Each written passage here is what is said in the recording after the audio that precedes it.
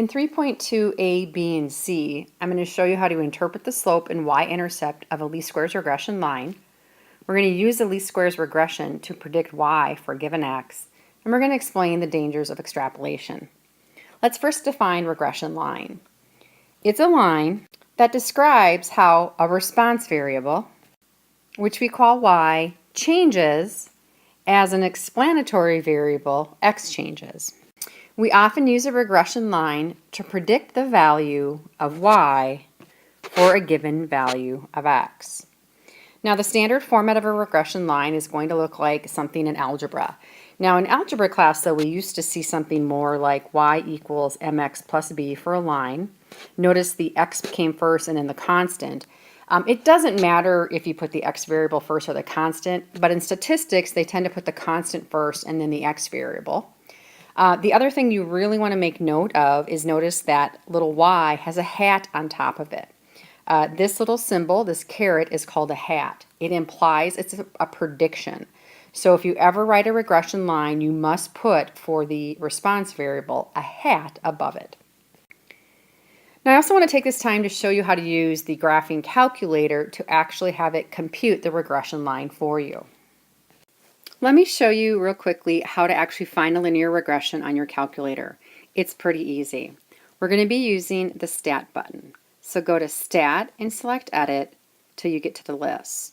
You're going to type in your lists, and I like to use list 1 and list 2 as your x and your y values. So whatever you want for x and y, just assign them. Make sure the ordered pairs look nice and lined up.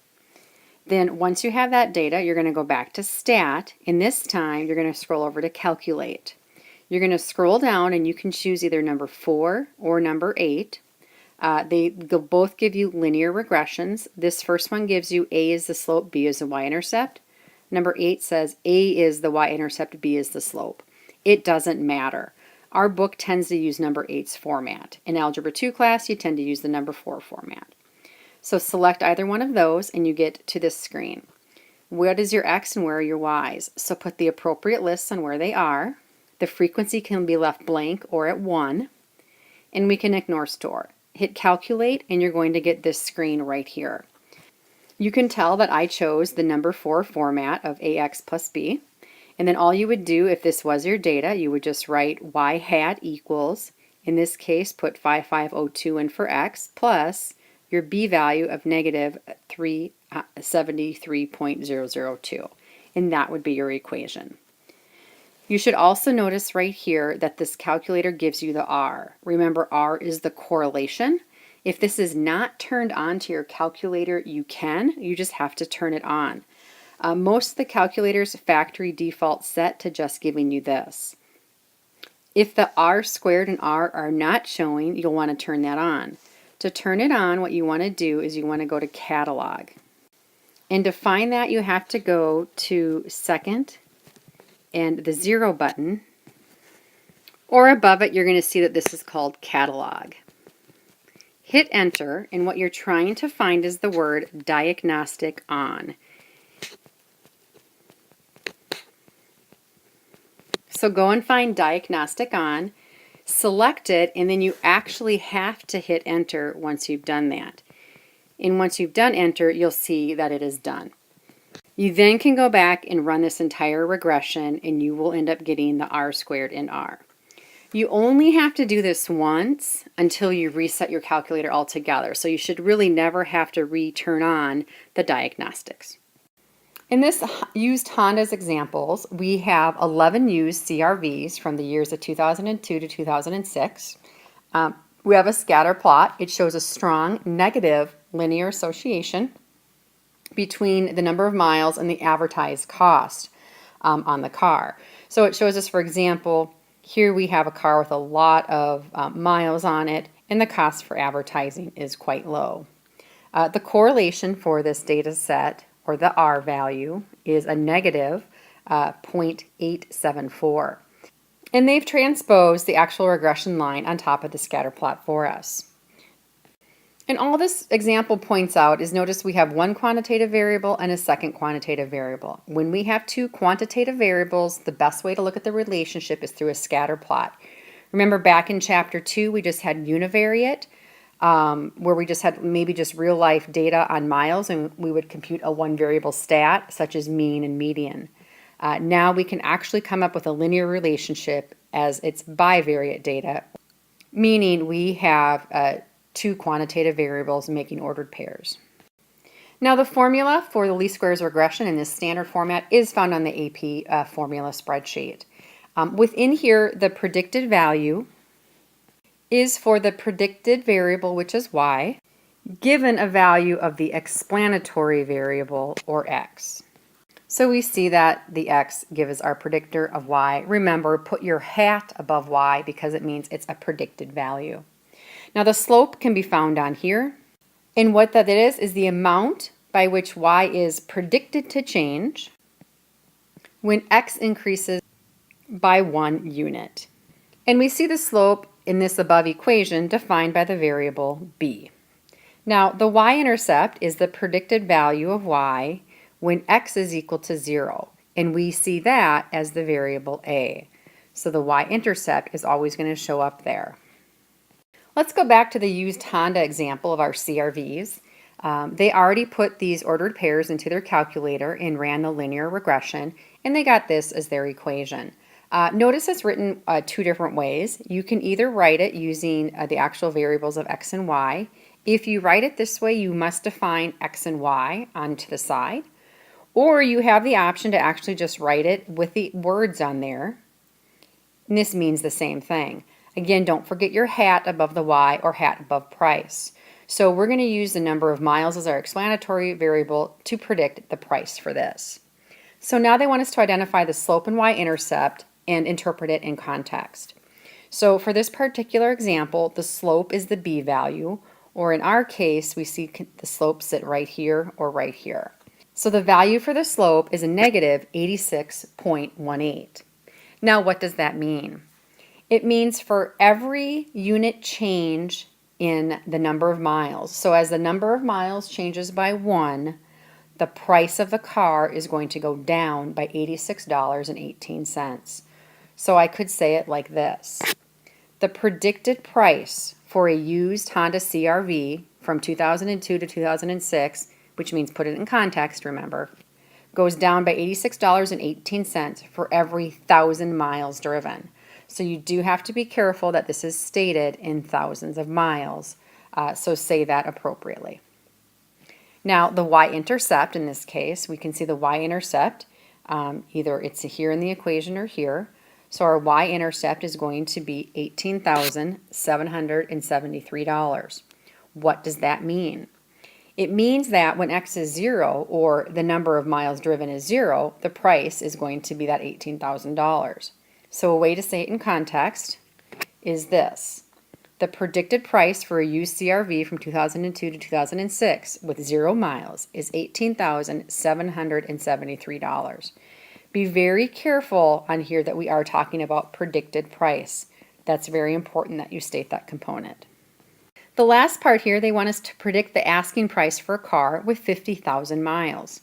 Again, remember that the x value is in thousands of miles, so what we're going to do is put 50 in for x. So when x equals 50, all I need to do is put that into the formula. It may seem basic at this point, but make sure to show the work here. When you get the calculation on here, we're going to get that the final price is going to be $14,464. So if we state this in context, we would say the predicted price for a used 2002 to 2006 Honda CRV with 50,000 miles is $14,464. That's how you would state it in context. Now you do have to be careful about extrapolation. And what that is, it's the use of a regression line for predictions far outside of the interval of values of the explanatory variable x used to obtain the line. So such predictions in this case are often not accurate. So looking back at the Hondas, if they want us to predict the price for a Honda that has 250,000 miles, so we're going to end up using 250. Look at the actual x values of the given data. The X values of our data range from this piece of data here at about 20,000 to this one at about 85,000. So our range of our X's are about only 20 to 85,000. 250 is way outside of that range. This is considered extrapolation. Extrapolation would also be if we chose a number smaller than $20,000 to use it. This model is only built off of data in between around 20 and 85,000. So in this case, no, we should not use this model because it would be extrapolation. Now, if you forget the term extrapolation on the AP exam, they will suggest not to use the word. If you make up a word and it's not the right word in terms of the final vocab, then you'll be marked wrong. In this case, if you weren't sure about the word was extrapolation, just say, no, the data is outside of the range of the X's, and that would be sufficient. Let's wrap up with one last example. Here's some data were collected on the weights of a male white laboratory rat for the first 25 weeks of its birth. A scatter plot was made about weight in grams and the time since the birth in weeks. So they looked at weight in grams and number of weeks. It showed a fairly strong positive linear relationship. This was the model they computed where the explanatory variable was time, the response was the weight. First question, what is the slope of the regression line, and explain it in context? Again, the slope in this case is going to be with our explanatory variable, so it's 40. And what that means is for every 1 week added, the weight of the rat will go up by 40 grams. So we predict a rat will gain 40 pounds in 1 week is another way to state what the slope is. Now the y-intercept, and explain it in context. The y-intercept is the constant by itself. It's 100, and it's 100 grams in weight. So it means at week 0, or at birth, the rat is expected to weigh 100, and this shouldn't say pounds. Let's change that to the appropriate unit of measure, grams. Part 3, predict the rat's weight for week 16. Now be careful. Some of the times you might want to read the data. Do they define week 1 as 0, week 2 as 1? It doesn't clarify it in here, so you can be very direct. Week 16 is just 16, so put 16 in for the time. And when you do that, show the work. Weight hat, the predicted weight is going to be 740 grams. Last question, should you use this line to predict the rat's weight at age 2 years? Now, there's 52 weeks in a year, so 2 years would be 104 weeks is what they're looking for that. Look back at the data. What data did they use? It says here it was the rats for the first 25 weeks. So they used it for week 0 to week 25. Clearly, 104 weeks would be extrapolation. So no, this is not reasonable. This is considered a prime example of extrapolation, which is not a reasonable estimate because if you put 104 in for time, you're going to end up getting that there's 4,160 grams. Now, 454 grams is in a pound, so this rat is roughly going to be under 10 pounds. If that's the case, I'm keeping away as far from that rat as I possibly can. It's just not a reasonable answer. So always be cautious if you're asked a free response question, they want you to make a prediction. They're not going to ask you if you're extrapolating on a true question. If you do this prediction, you need to realize if you're extrapolating. So sometimes your answer might be, we shouldn't make a prediction because this is considered extrapolation. Other times, the data predicted will be within the range, and it's easy enough to make a prediction like we did in number 3.